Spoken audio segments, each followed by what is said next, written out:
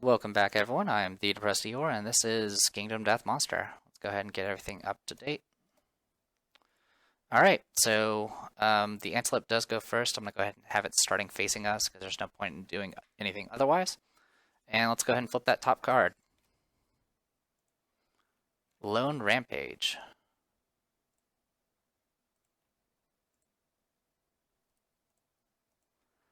The monster unleashes an awful wail to signal its terrific rampage. All non-death survivors suffer 1 brain damage. So we all take 1 brain damage. Bonk. Bonk. Bonk. Bonk. All knockdown survivors within the zone of death suffer 1 damage per monster level to every hit location. All standing survivors within the zone of death suffer 1 damage per monster level, bash, and knockback 7. Well, nothing happens because we're outside the zone of death. Okay. So that brings us to our turn. I will have I'll have Rumia go ahead and search the corpse. 2, that's probably nothing. 2 is +1 insanity, so she just recovered the damage that she took from standing in it in the first place. And then I'll go ahead and have her move 1, 2, 3, 4, 5. Actually, I should have had her shoot the arrow first, but that's okay. I'm gonna go ahead and have Ken go ahead and surge. So let's go ahead and roll 1d10 to see if she keeps the point. She does. 1, 2, 3, 4, 5. 1, 2, 3, 4, 5. Good stuff. Okay, 2d10 hits on 5s.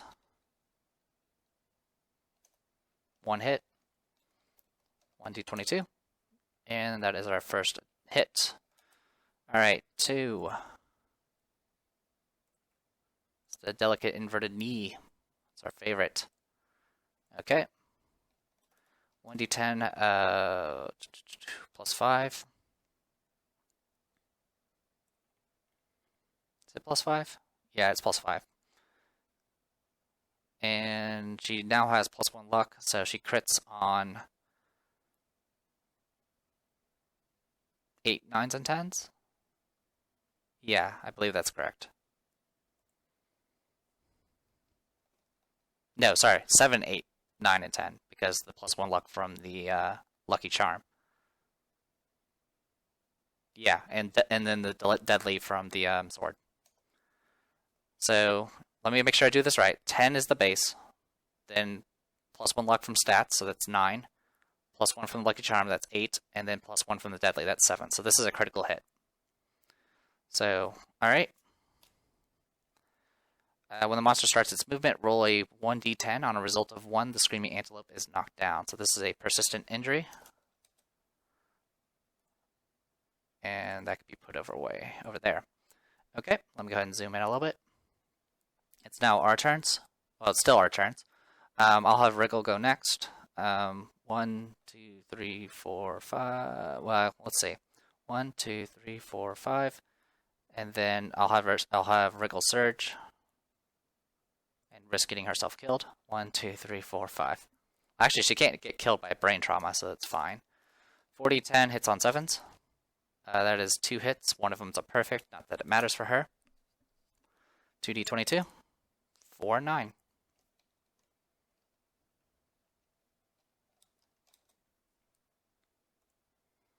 Okay, 4 is the furry tail, 9 is the gnarled horns.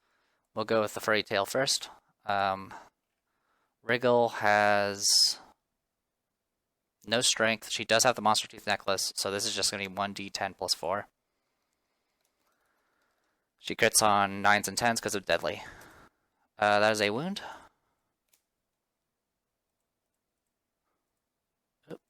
And then the last attack is a fail. This is going to cause knockback 5.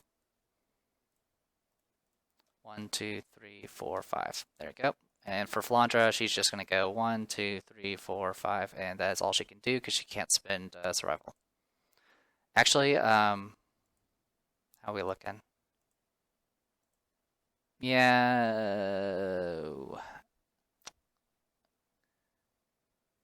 I'm going to go ahead and do Orator of Death and get +2 insanity for everyone. That does make Ken go nuts, but that's okay.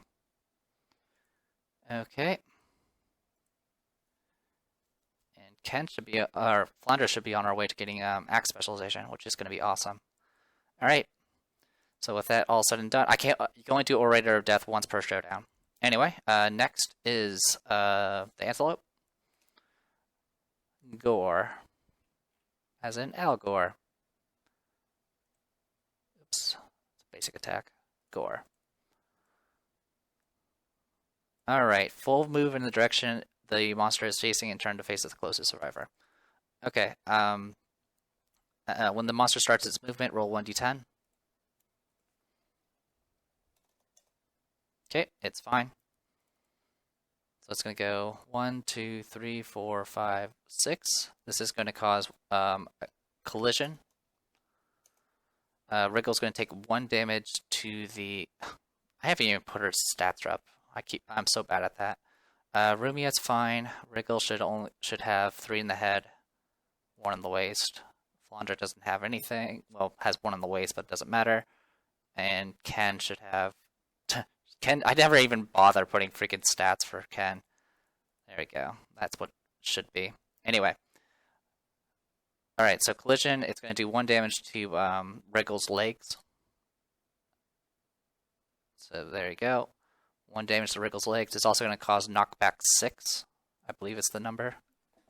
Let me confirm that. So I'm not a liar. That's the sound of me flipping through the book. I could pull up the PDF, but since it loads, there's so many pages in the PDF, it loads really slow. And by slow, I mean it takes a few seconds. Collision, it's knockback 5, yes. Okay, so I was off by 1. Let's grab that real quick. 1, 2, 3, 4, 5. There we go. And she is knocked down. Alright, then it's going to be random survivor in range, which is everyone. So let's pick a target. I'll go left to right. 1 is Ken. So this is actually another movement, so I'm going to go ahead and roll 1d10 for that. And it actually falls over. I'm just going to make sure of that. When the monster starts its movement, roll 1d10. So it started its movement with the first, I can't even remember what it's called, first flow. Then it picked a target, and then it went to a new flow and did a movement. So that should be a separate movement. So this is just going to make it get knocked down. Okay, so there's that. And it's now our turns. I'll have Ken go ahead and shout Wriggle back onto her feet. Alright, she loses a point. Let's go ahead and have... I want to go ahead and have Rumia fire her arrow. It's a hit, so that is going to cause a -1 evasion. And let's go ahead and roll 1d22, which is 9, which we've done, and 8. Okay, 8 is the giant tongue, so I can only fail this on a 1. Because 1d10 plus 6. So that is a wound. The result was a odd number, so it is going to cause +1 insanity for Rumia. So there you go. Good stuff. Also, I have not been updating the wounds again, so let's go ahead and fix that. So 1, 2, 3. All right. With that said and done, let's continue. Oh, actually, we hit on 3s because the monster is knocked down. Actually, sorry, the monster is knocked down, so the reaction shouldn't happen either. So let's go ahead and put that back. Okay. Next, we'll have Can attack. She hits on 3s. So 2d10, 1 hit, 1d22. That is an 8, which we just did. 6. We have not done. 6 is the giant mouth. No worries about the reflex because it is knocked down. 1d10 plus 5. That is just a hit. Okay, another wound. Oh, and we already shouted up Wriggle. There we go. 1, 2, 3, 4, 5. I'll go ahead and have Wriggle attack 4 times. Hits on 3s. 4 hits. 40, 22. How many rerolls is that? So 15, 16, 19, and 1 reroll. 3. I'm amazed you didn't trigger anything. So 15, 16, 19, and 3. Thankfully, I don't have to worry too much about any of these reactions because of all the critting and stuff. Let's go ahead and go Restless Flank first. So 1d10 plus 4. That's a hit. Or a wound, sorry. Next is the Hoof. That's a crit. So we get a resource and this damage hoof thing again, which is great. I'll go ahead and roll 1d16 right now. That gets us 13, which is going to be something. Also, that hit location was, which one? 16. So there's 16, and there's 13. Alright. Sorry, a little bit of housekeeping there. Alright, so 13 is a shank bone. There you go. Next is the rump. So 1d10 plus 4. That's a wound. And the last one's the spasm, which is also a wound. Alright. That takes care of all of those. This thing has literally 2 cards left, which is pretty brutal. Flandra cannot kill this in 1 hit, so we'll just go ahead and have her do her 2 attacks. 2d10, 1 hit, 1d22. 16 has definitely been done. 19's been done. 21 has not been done. So there you go. Flandra is 1d10 plus 6. Oh, sorry. Yeah, 1d10 plus 6. Or sorry, yeah, that's correct. So that's a wound. Let's see what it was first. So that was 21. 21 was the restless shoulder. The reaction's canceled because it is knocked down. So there you go. And that's another card removed. I didn't bother randomizing it because I didn't even look at them. Alright. That takes care of all of that. That means it is now the Antelope's turn. The Antelope will get up. It's going to draw the 1 card it has, and it happens to be the Lone Rampage. So this time it's going to be a bit more devastating. So everyone's going to take 1 brain damage. So Flandra takes 1. Rumia takes 1. Keen takes 1. Wriggle takes 1. Good thing I did Orate of Death. No one is knocked down at the moment, so everyone else just takes suffers 1 damage per monster level, so just 1 damage. So we're just going to do 46, and I'll just do counterclockwise. So Wriggle takes 1 wound to the waist. Rumia takes 1 wound to the head. Ken takes 1 damage to the body, and so does Flandra.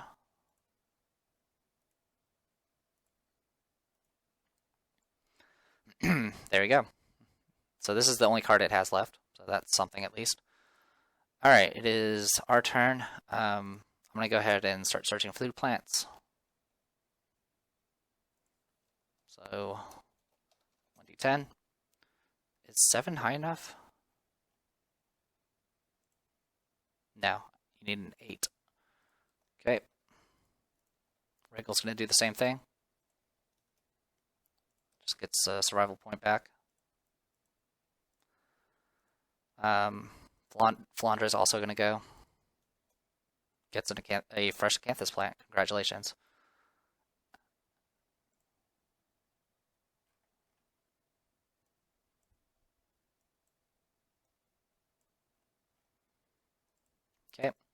and then I'll have Ken attack. 2d10 hits on 4s because of the -1 evasion. 2 hits, 2d22. I'm pretty sure both of those have been done. Oh, 5 has not. So let's see if we can do this without triggering a trap. 11 is good. So 5 and 11. 5 is a furry throat, and 11 is the back. We'll go for the throat first. 1d10 plus 5. That's a wound that gets rid of Lone Rampage. And the other one is a crit, which is going to make it, gives it Crush Spine, which doesn't do anything because there's no AI cards left. It also actually kills it. So I don't know why I was saying all of that. Alright, so that is the end of the battle. So let's go ahead and handle all the housekeeping stuff. Should make sure that doesn't get jacked up. There you go. Alright, Flandra gets 1 experience and levels up, gets Axe Specialization. Rumia levels up. Ken, 1, 2, 3, 4, and levels up. And Wriggle gets 1 experience point. So 3 level ups. Everyone hit H2, and Flandra got Axe Specialization. So let's go ahead and I'll show off Axe Specialization real quick. When attacking with an axe, if your wound attempt fails, you may ignore it and attempt to wound the selected hit location again. So it gives you 1 reroll, limit once per attack. Not too shabby. So essentially it just means reroll the 1. Alright, and then let's go ahead and do the age events now so I can get those out of the way. So story events. Yeah, age.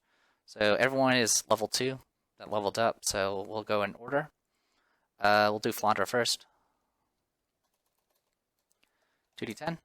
That is 10. That gets her +1 permanent strength. So now, just like her sister, she is now 2 strength. Alright, next will be Rumia. Rumia also gets +1 strength. And then for Ken also gets +1 strength. And gets +1 luck because of her blue savior stuff. So not too shabby. So now she with that scrap sword, the base is 10. It has sharp, or sorry, not sharp. It has deadly, so it's now 10 and 9. The lucky charm makes it 10, 9, and 8, and then the 2 luck make it 10, 9, 8, 7, and 6. So 50-50 chance to crit now. Not too shabby. Alright, let's go ahead and roll some loot.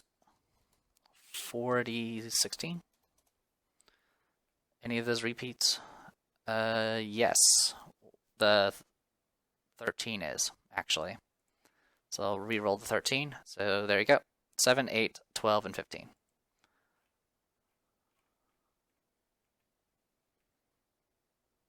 Seven, 8, 12, and 15 is the other one. Yeah, 15. And all right, so essentially 2 shank bones and 2 pelts. Not too shabby.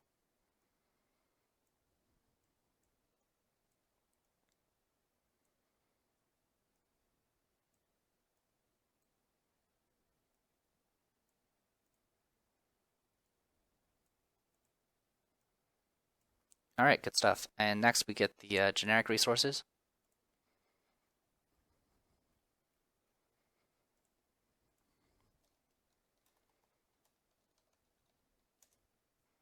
Reroll the 13.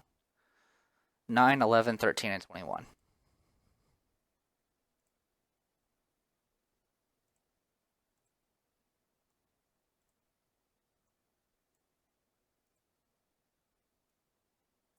Getting all sorts of hide now. 11, 13. 11 and 13 are both hides as well. Now this is what I'm talking about. This is something we can work with. And then the last one will be 21, which is a generic. Alright, good stuff. Got some. We essentially got an herb and one extra bone. We didn't. Most of the crits we got were to locations that didn't provide any resources, unfortunately. But it did make the battle easier. I mean, we're definitely shredding these monsters very quickly, which is kind of nice. And we have all these spare resources now, so that's good too. So, when we come back, we will start year 8, which is going to bring the Hooded Knight back to us. And that'll essentially give us... Year 8 will be our last opportunity to get as many resources as possible before dealing with the Kingsman. So, I am the Depressed Eeyore, and this was Kingdom Death Monster. Hopefully you guys enjoyed it, and I'll see you guys later.